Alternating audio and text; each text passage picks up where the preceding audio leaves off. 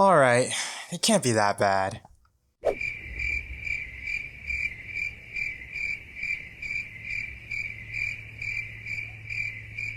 Okay, so yeah, it's pretty clear that my game animations suck, but that's not gonna stop me from improving, so I decided to do an animation study, recreating Sekiro Shadows Die Twice animations, but in Roblox. This will be a good study to get my reps in, as well as teach me how to analyze and translate body proportions into R6. First, we are going to break it down.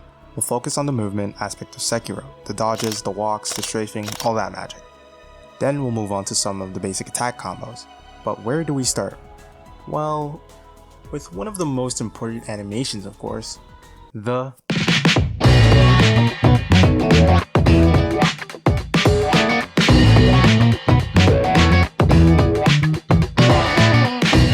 Before we begin animating, we have to break down the idle pose. Taking a glance at the pose, there's not much lower body movement, but an emphasis on the upper body. The slight breathing and the gentle sway of the hands and katana while the legs are planted in place with shoulders moving slightly up as well. With our analysis done, time to move on to animating. Alright, I think we represented the slight micro adjustments, and now we need to move on to the walk and sprint animations. For the walk animation, we can see that the katana is shifted slightly to the back, with his body tilting forward the left side where his left arm is placed, slightly forward compared to his right. Unlike the idol, the right leg leads first, with a slight bend towards the front of the torso. For the sprint animation, the torso is bent aggressively, so I'll make sure to convey that during my attempt at the animation. Okay. Yeah, after animating, yeah, this is the end result. It is not the best. It's a little jittery, but there's clearly a lot of room for improvement. I'm going to build on this to make the sprint animation better and more fluid. Okay, the sprint animation definitely looks better, but yet again, there's a lot of room for improvement. Additionally, the sprint animation in Sekiro looks much lower than my version of compared to the animation that shall not be named. If you're enjoying the video so far, leave a like and subscribe. And if you want to support the channel, buy me a coffee or, I don't know, hire me for an animation, I guess.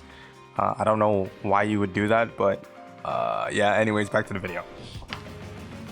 Because I didn't want to spend an eternity making all the movement animations in Sekiro, I decided it would be best if I moved on to the attack animations with the katana. First, we have the one-hit attack.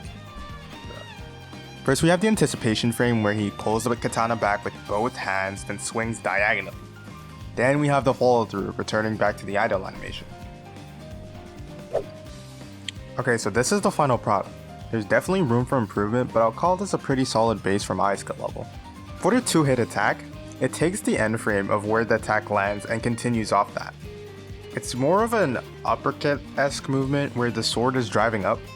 One thing to note is that most of the attack animations in Sekiro have the player moving forward, so we will try to convey that movement during our animation. Okay, some positives. I did convey the uppercut motion and the moving forward of the character. However, I didn't really know how to describe it, but the poses feel a little off.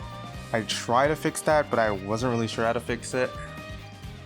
Additionally, I do feel like we need to fix the timing of the animation to match the Sekiro counterparts a little more, but yeah, it's fine. For the attack 3, yeah, I struggled a lot in this one. I just couldn't get the swing motion represented well in the Sekiro animation. I also didn't represent the move forward well in this one compared to attack 1. As you can see, mine's a little jumpy. Or it doesn't even move at all, I think.